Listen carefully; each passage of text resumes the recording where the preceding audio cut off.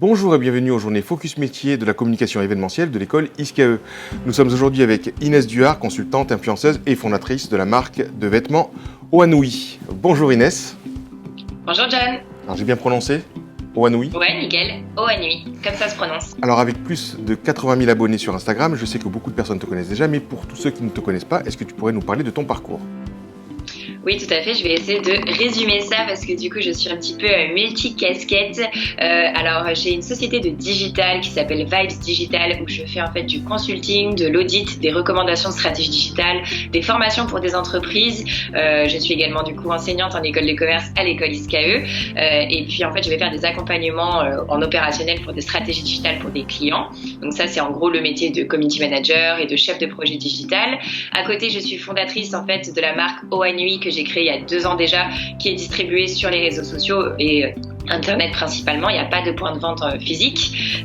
Donc c'est une marque inspirée des vibes californiennes, polynésiennes, surf et tout ça. Et puis à côté, c'est vrai que moi en fait le métier d'influenceuse est venu à moi parce que j'ai eu la chance d'être expatriée quelques mois à Los Angeles où j'avais à la base un blog qui s'appelle destinationlosangeles.fr que j'ai toujours en fait, et la communauté du blog elle s'est délocalisée sur Instagram progressivement, donc au fur et à mesure j'ai eu une communauté qui a grandi en fait sur Instagram, donc maintenant on dit le terme influenceuse, donc je suis devenue influenceuse. Alors justement, en quoi consiste le métier d'influenceuse et est-ce qu'on peut parler d'un nouveau métier? Alors c'est clairement un nouveau métier parce que en fait vous devez gérer une société, des devis, des factures, des briefs clients. Lorsque vous avez des opérations qui sont rémunérées avec des marques, vous êtes en fait devenu un levier de communication, c'est-à-dire que quand une marque va par exemple avoir un nouveau produit, un nouveau parfum qui va sortir, elle va mettre en place plusieurs leviers de communication, donc les réseaux sociaux, de l'affichage par exemple dans un magazine, voilà, plein de choses comme ça, et donc du marketing d'influence, c'est-à-dire faire appel à des influenceurs pour faire la promotion. Donc c'est tout à fait un nouveau métier. Après, donc, ce qui est génial, c'est que entre guillemets tout le monde peut avoir l'occasion de devenir influenceur. Il suffit d'avoir un téléphone, peut-être un petit peu de créativité et beaucoup de temps aussi. Donc c'est vrai que c'est super, c'est devenu clairement quelque chose de très sérieux et très concret. Alors je sais qu'en Angleterre justement, il me semble qu'on devient influenceur dès qu'on dépasse les 30 000 abonnés. Est-ce que toi tu as senti justement une bascule à partir de tes 30 000 abonnés? Alors en fait, déjà un influenceur, on dit que c'est quelqu'un entre guillemets qui va être dans une position de leader, de prescripteur d'opinion, et donc qui va influencer en fait les gens à faire l'acte de quelque chose.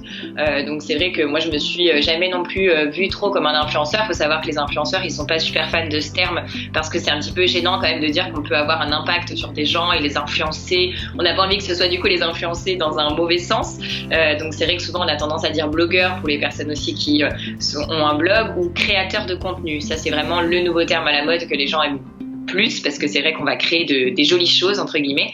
Donc en fait après il y a vraiment une bascule qui se fait, c'est-à-dire que progressivement au début on va vous proposer en fait pourquoi pas des échanges de produits, de services, donc des collaborations qui vont pas forcément être rémunérées, donc de la dotation de produits, voilà, on va faire en fait des échanges de bons procédés, et il va y avoir souvent une bascule comme tu dis à un moment donné où on va commencer à te proposer des collaborations rémunérées, et ça va être pourquoi pas en fonction certes de ton nombre d'abonnés mais aussi de ton taux d'engagement, ou pourquoi pas de ta plus-value, de ta valeur ajoutée.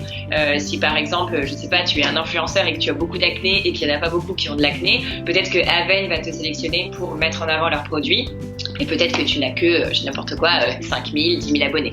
Donc souvent il y a un palier qui fait plaisir à voir qui est le 10K, donc quand même les 10 000 abonnés, et puis au fur et à mesure, plus tu grandis bien sûr, plus tu peux avoir d'opportunités.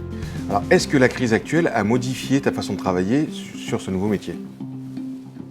Alors, en toute transparence, pas du tout, et ça a démultiplié en fait même les activités. Faut savoir que c'est quand même une activité qui est principalement digitale. Donc en fait, moi je recevais déjà des briefs par email.